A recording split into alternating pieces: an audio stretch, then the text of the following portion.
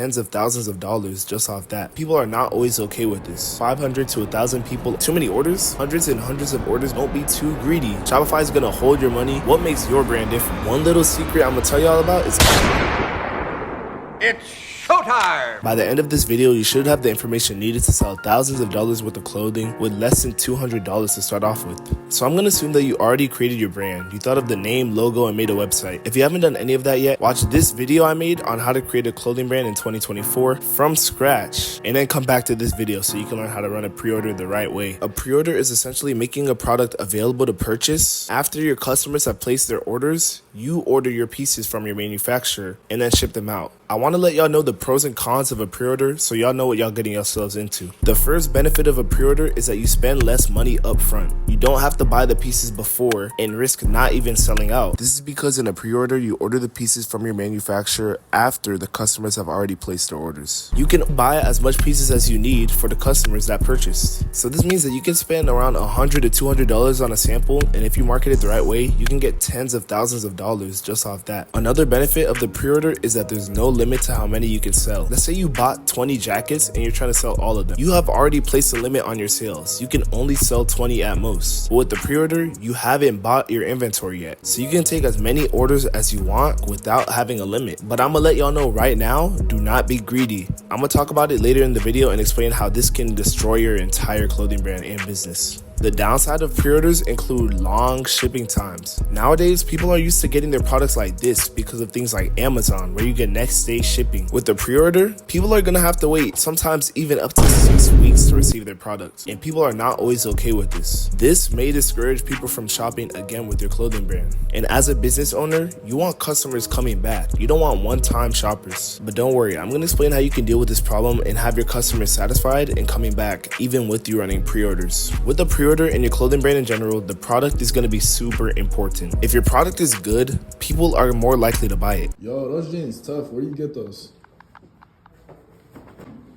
People are gonna mess with what's good and what looks cool on them. But if your product is trash, people are just not gonna wanna buy it. And you're gonna have to go 10 times harder on the marketing to even get a small amount of people to purchase your product. You can create the design for your clothing yourself using Photoshop, Photopea, or Procreate. But if you're not the most skilled with creating designs, I recommend hiring a graphic designer. You can find good graphic designers by going on Instagram and typing in STD. This stands for studio, and you're gonna see a bunch of designers to choose from. Try to be as specific as possible with what you want and what you expect from them. I recommend that you never buy pre-made designs. You want your brand to stand out. You don't want it to look like every other brand out here. So if you can't make the design yourself, think of an idea and pair up with a graphic designer that can bring your idea to life. Now that you have come up with a winning product, you're gonna want to get your sample made. Use Alibaba to find good and trusted manufacturers. I recommend, if you want higher quality, to use a manufacturer from China, but these are gonna cost more. So if you want your products to be a lower price, you're probably gonna have to reach out to a Pakistan manufacturer. An important step before you start marketing your sample is to set up your SMS and email marketing. On Shopify, you can accomplish this by using Postscripts, Klaviyo, or SMS Bump. The purpose of an SMS or an email list is to send out text or an email to people who are interested in your product. SMS and email marketing is going to be huge. This is how you're going to be able to let people know right when you drop your products and right when your site is open. Before you begin marketing your sample, you're going to want to close your website and put a sign up for your SMS and email list. SMS list is going to be better than email lists. Think about it. How often do you check your email? How often do you check your phone? Exactly. People are going to be a lot quicker to check their phone if they get a text from your brand saying, hey, the site is live, go shop now, as compared to if they got an email. If you've learned anything so far, hit that subscribe button because I give free game like this every single video. Now that you have your sample, it is time to market your product. I literally have a detailed video on how to market your product, so if y'all need to go watch that, watch it after this video. But to sum it up, you want to make your product look as good as possible to consumers. You're mainly going to use TikTok and Instagram Reels. See what's trending, see what's popping, and build hype around your release. Hype is huge because you don't want to be the person that ends up dropping while nobody is waiting on your product and nobody cares.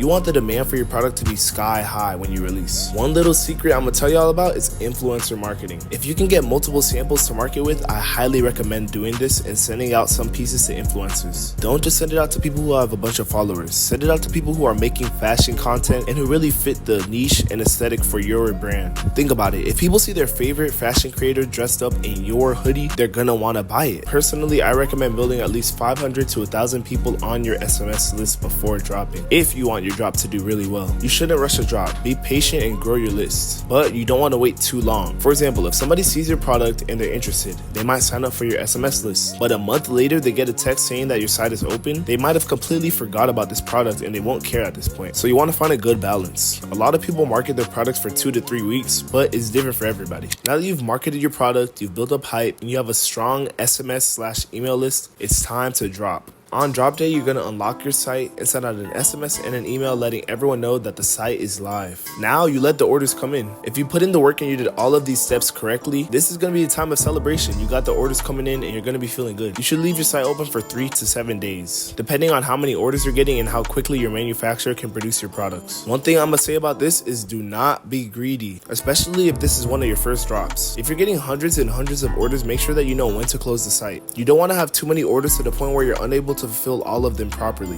I know what you're probably thinking. Too many orders? That's impossible. I'm getting as much orders as I can get, right? Wrong. If you have an overwhelming amount of orders and you don't ship them out in time, some people are gonna start issuing chargebacks. A chargeback is when people go through their bank to get their money back because they say that the product is either defected or not coming at all. This is where communication is key. You have to let people know before they purchase that this is a pre-order. Tell them the expected wait time. If it's 4 to 6 weeks, let that be known in the description. Also, Postscripts has a feature where you can hit up customers letting them know, hey, your product is still under production and we thank you for your patience. A lot of brands use Instagram highlights to post shipping updates too. This is kind of effective, but letting them know through text or email is going to be way better because not everybody's going to be checking your Instagram. Chargebacks can completely ruin your business. If you have a pre-order drop that goes crazy but too many people issue chargebacks, Shopify will not give you the money. Shopify is going to hold your money and you're going to be in a bad situation. This is why I said don't be too greedy. Know how many orders you can properly handle. Usually these orders can be around 120 days. Imagine making your first 30K and you can't even touch it for 120 days.